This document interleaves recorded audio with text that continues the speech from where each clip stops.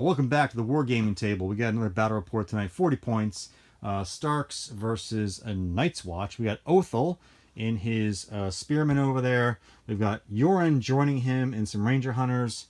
More Ranger Hunters over here with the attachment Hardened Ranger. The Catapult's coming along for the ride tonight. See what happens.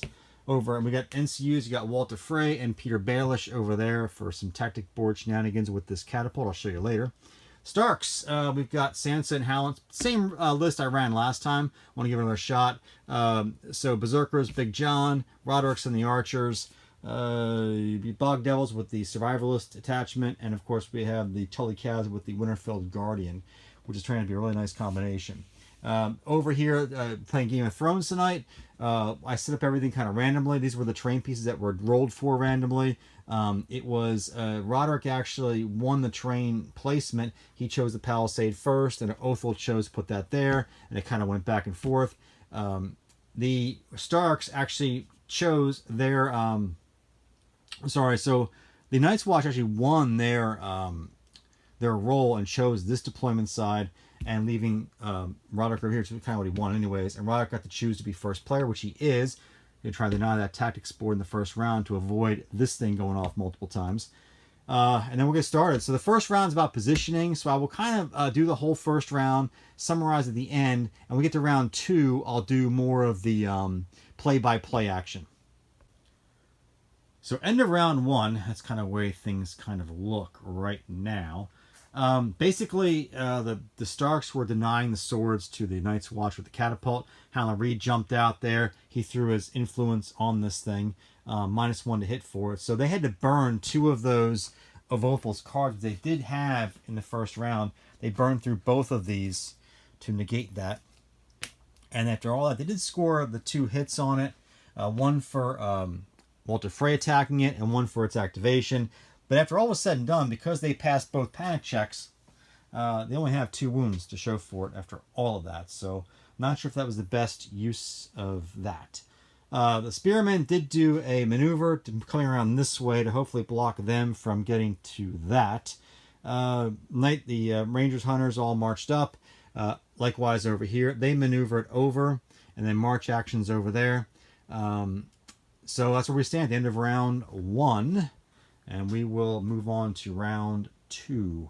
So it'll be activation will go to Night's Watch.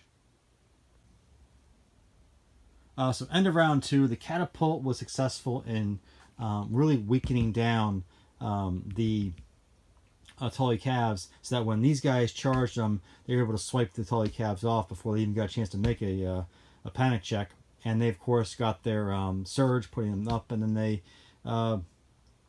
wound up there. The Chronomags charge into them, dropping a poison on them, doing what damage they could. The Spearmen kind of are out of position here. They just did a maneuver action and put them up to here. Bowmen just wound up destroying that terrain piece there with their activation. And over there, some crazy stuff kind of happened. So Big John was successful in charging into Yoren. He almost wiped him out. And then we threw Walter. They were locked up over there. Walter Frey jumped down at the very end of the round. And so Yoren took a gamble. He fought back as best he could. He was successful because they failed their panic check, even without removing that token. But to the last kicked in, and Big John passed the morale test, stayed in play with 1 wound, which was unfortunate because they couldn't play Take the Black to get some guys back on him. So at the end of the attack action, he did his swift retreat, and got lucky on this one. He rolled a 5 on the retreat distance dice, which put him all the way out here. Remember, his facing was facing this way, so he went out even further. He didn't change his facing when he turned to fight Big John because he knew he was going to be retreating out this way. He's hoping to stay out of line of sight of these archers next round, so we'll see. Next round, Starks will have first go. And that's kind of where it went. So Halland Reed did help a little bit because he was influenced this Catapult. It did try to level up Big John earlier, but missed thanks to Halland Reed, keeping Big John around. Okay, so end of round 3. Halland Reed's been doing a pretty good job of shutting this down. Walter Free just activated to finish out the round, and they did get another attack action with this one, but because of -1 to hit, they actually missed. So sparing these guys any more wounds. Roderick was killed. Yoren, when he retreated off last round, Even if Roderick tried to shift, he still didn't have line of sight to attack Urine, so he couldn't attack him. He was stuck there. Urine went in. He has in sight, highest attack die value, plus he has another extra die from that card being attached to him. Did a lot of damage. And then, of course, Roderick failed a panic check. Roderick did have martial superiority played on him, which did take off the one dude that he got extra reinforcements was popped off for that reason. And that's how that one went. Big John's still out of range early. He did a maneuver action, or I'm sorry, yeah, maneuver that way. The Spearmen did try a charge to get into these guys. It failed, so they passed their panic checks. They're good there. And the extra attacks that the Starks got were helpful in eliminating a unit. They did wipe out a tray of the Ranger Hunters thanks to Sansa using assault orders, and also Howland Reed jumping on the swords to start the round. But again, it's still a close game. I think it's at 1 and say 2-1 right now, and we'll see how it finishes. And that's gonna be the game. So Walter Frey just went on the tactics board to finish out the round. He took a shot with the catapult. Big John hit him, and Big John is out up to the last tokens. It's already saved his butt twice this game, not this time. Scored the hit, and that's it. So there's really no way that these guys are gonna win this. Oh, Big John did kill Urine earlier. Urine moved up to kind of get in the fight a little bit. Big John had a nice long charge, but he did get it. He rolled a like a 5 on his charges and just got there. And of course with 9 dice, I mean with a reroll and hitting on 2s, yeah, Urine didn't have a chance. Urine got wiped. Big John surged to the center token. Like I said, didn't matter. These guys had Walter Frey waiting. He's dead. Another point goes over to Night's Watch, and these two were still locked up to finish the round.